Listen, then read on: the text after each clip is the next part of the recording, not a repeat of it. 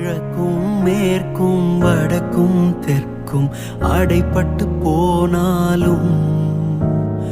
அணையும் என்று நான் எண்ணிய அக்கினி 7 மடங்கானாலும்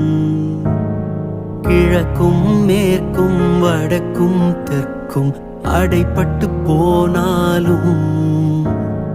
அணையும் என்று நான் எண்ணிய அக்கினி 7 மடங்கானாலும்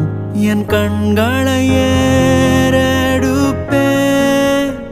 என் கைகளை உயர்த்திடுவேன், முகம் நோக்கிடுவேன். நான்